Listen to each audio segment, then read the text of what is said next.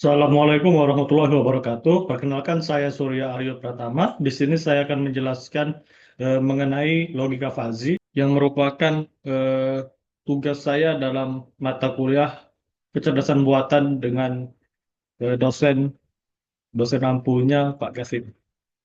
Baiklah. Nah, logika fazi.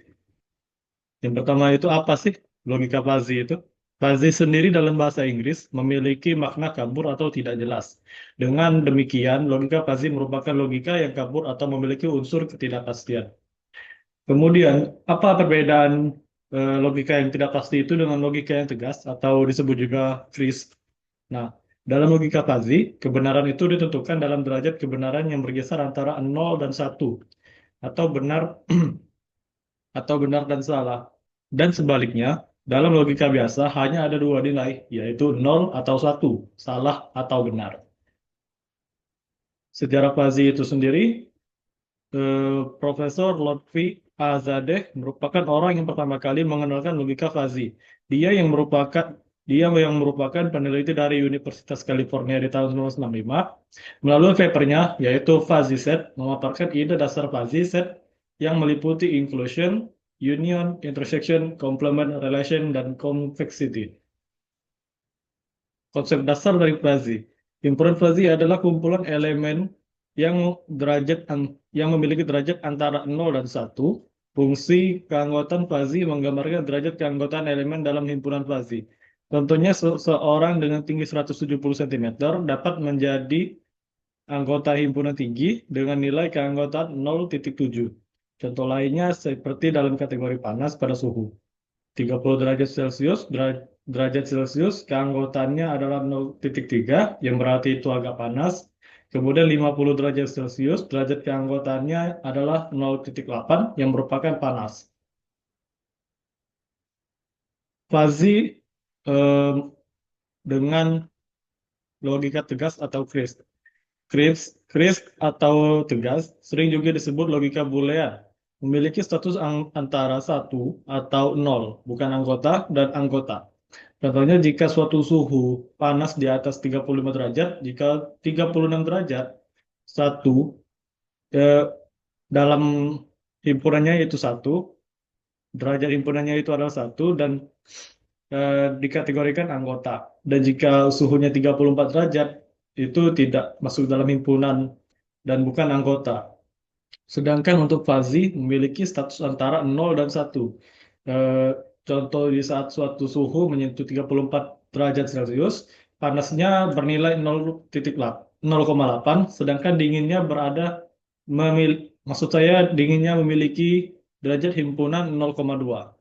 Dan untuk 36 derajat Celcius, panas memiliki himpunan keanggotaan 1 dan dingin 0.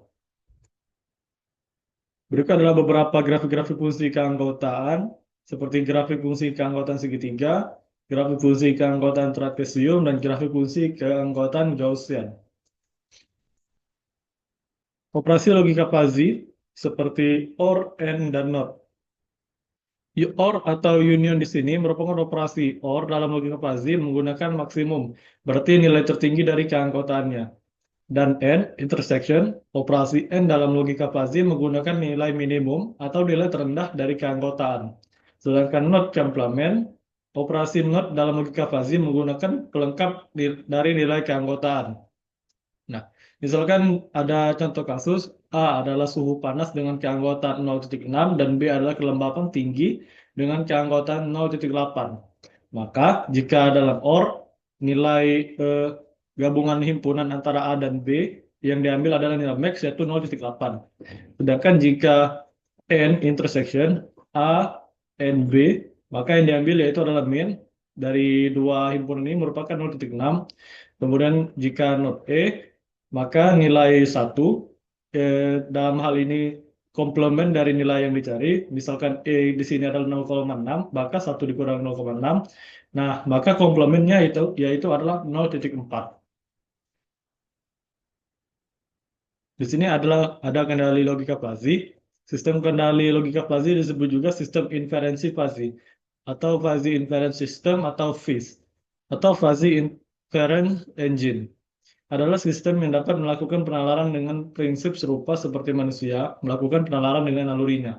Di sini terdapat gambaran proses kendali logika fuzzy. Yang pertama itu input, kemudian proses fazifikasi, kemudian penalaran, dimasuki beberapa aturan dasar, kemudian defusifikasi dan menghasilkan output.